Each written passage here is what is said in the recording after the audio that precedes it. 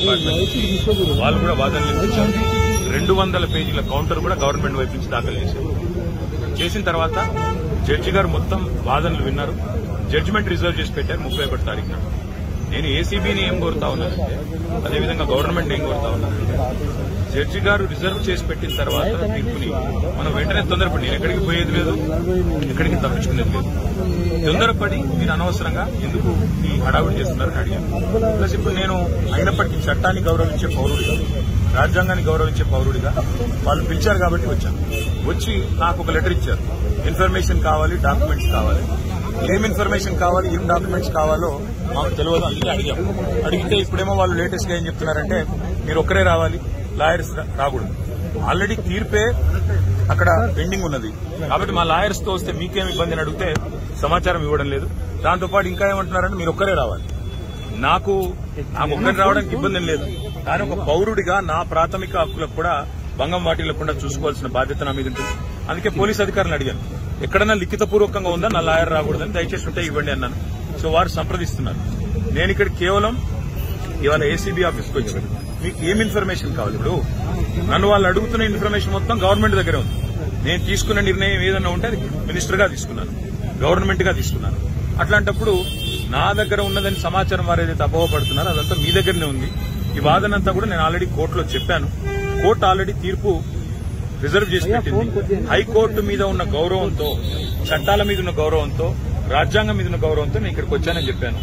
వారు మరి ఏ కారణం చేతనో నా లాయర్ నాతో రాకూడదు అంటున్నారు. మరొక పౌరుడిగా నాకు నా లాయర్ను వెంటబెట్టుకుని విచారణలో భాగస్వామ్యం చేసే అధికారం నాకు ఉందని నేను అనుకుంటున్నాను. లేదు అని వారు అంటున్నారు. భారత రాజ్యాంగం నడుస్తుందని నేను అనుకుంటున్నా. కాదు రేవంత్ రెడ్డి రాజ్యాంగం మాత్రమే ఇక్కడ నడుస్తుంది తెలంగాణలో వాళ్ళు అంటున్నారు. చూడాలి మరి వాళ్ళు ఏం చెప్తారో. దాని ముందుగా ఇన్ఫార్మ్ చేశారా అడ్వకేట్స్ వస్తున్నారు? బ్రదర్, వాళ్ళు హైకోర్టు తీర్పు రిజర్వ్ చేసిన తర్వాత నిజాన్ని నన్ను పిలవాల్సిన అవసరం లేదు. హైకోర్టులో చాలా గంటల వాదనలు వాళ్ళు వినిపించారు ఏసీబీ తరఫున. ఇవాళ కొత్తగా మళ్ళీ ఇప్పుడు శోధించేది సాధించేది లేదు. చెప్పాల్సింది కూడా చెప్పకుండా ఇక్కడేదో హడావుడి చేసి నిన్న రైతు భరోసా ఎగ్గొట్టారు కాబట్టి రైతు భరోసా నుంచి తప్పించుకోవడానికి 2 రోజులు మీడియాలో ఈ డ్రామా నడపాలని రేవంత్ రెడ్డి గారు అనుకుంటున్నారు. దీనికి మేము బాధపడం. రేవంత్ రెడ్డి గారు ఏమనుకున్నా 15,000 ఇస్తానని చెప్పి 12,000 ఇచ్చిన విషయము ప్రజలకు గుర్తుంది. మీరు ఎన్ని డ్రామాలు చేసినా మాకు ఇంకో సమాచారం కూడా ఉంది. నేను ఇక్కడికి రాగానే కావాలని కేటీఆర్ ఇంటి మీద రైడ్స్ అని చెప్పి అక్కడ రైడ్లు చేయించాలని ఆలోచన చేస్తా ఉన్నాను. పర్వాలేదు, ఇవన్నీ డ్రామాలు మాకు తెలుసు. మీరు ఎన్ని డ్రామాలు చేసినా రాష్ట్ర ప్రజలకి నేను చేసే విజ్ఞప్తి ఒకటే, 420 హామీలు ఏవైతే రేవంత్ రెడ్డి ప్రభుత్వం ఇచ్చిందో అది అమలు చేసేదాకా కొట్లాడదాం. కేసులు ఎన్ని పెట్టినా, మీడియా మేనేజ్మెంట్ పాలిటిక్స్ ఎన్ని చేసినా భయపడాల్సిన అవసరం లేదు, బాధపడాల్సిన అవసరం లేదు. వాళ్ళు ఎన్ని రైడ్స్ చేసుకున్నా, ఎన్ని డ్రామాలు చేసినా నా లాయర్లుంటే వాళ్ళకి వచ్చిన ఇబ్బంది ఏంటంటే, నాతో పాటు లాయర్లుంటే నా రైట్స్ ప్రొటెక్ట్ చేయబడలేదు. ఇక్కడ మా పట్నం నరేందర్ రెడ్డి గారిని అరెస్ట్ చేసినప్పుడు ఆయన ఇవ్వని స్టేట్మెంట్ ఇచ్చినట్టుగా పోలీసులు తప్పుడు వార్తలు రాసి మీడియాకి లీక్ చేశారు.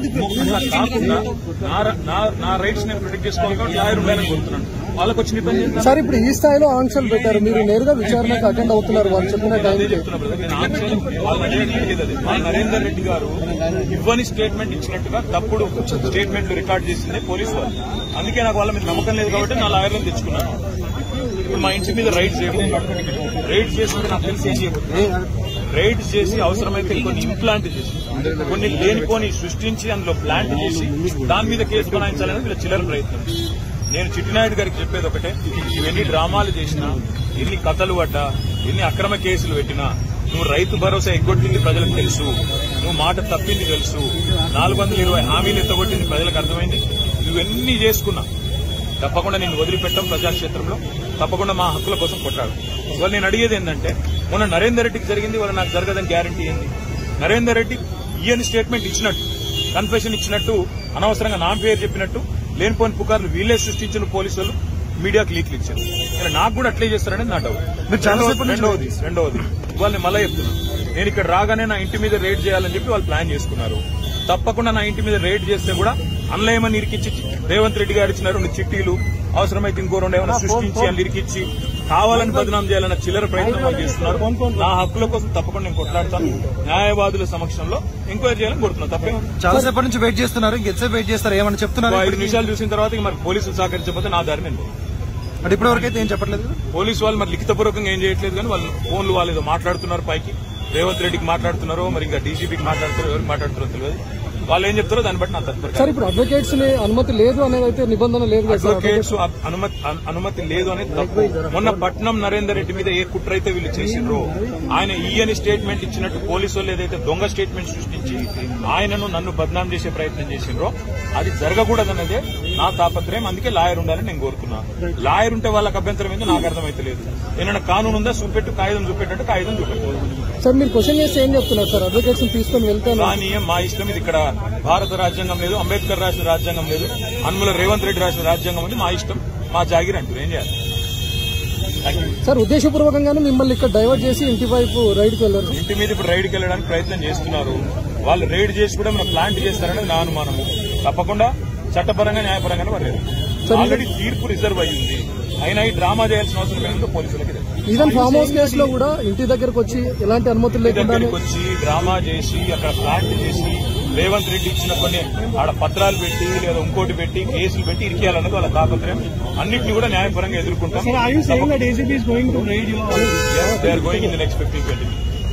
మీరు ఒక మాజీ మంత్రి ఇలా రోడ్డు మీద కాకుండా కనీసం లోపలికి పిలిచైనా చెప్పాల్సిన వాళ్ళ విఘ్నత, అది రేవంత్ రెడ్డి గారి యొక్క విఘ్నత, వారి యొక్క తెలివితేటలు.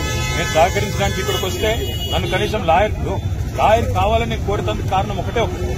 మొన్ననే పట్నం నరేందర్ రెడ్డి విషయంలో వీళ్ళు చేసిన కుట్ర, రేవంత్ రెడ్డి డైరెక్షన్ ప్రకారం పట్నం నరేందర్ రెడ్డి మీద ఇవ్వని స్టేట్మెంట్ ఇచ్చినట్టు అభూత కల్పనలు సృష్టించి, ఊహాజనితమైన వార్తలు సృష్టించి బదనాం చేసే ప్రయత్నం చేసి ఆయన కన్ఫెషన్ ఇచ్చిండు. కేటీఆర్ ఏం చేసిండని లేనిపోని కథ చేసిండ్రు. మళ్ళా మాకట్లా జరగకూడదు అనేది నా థాట్.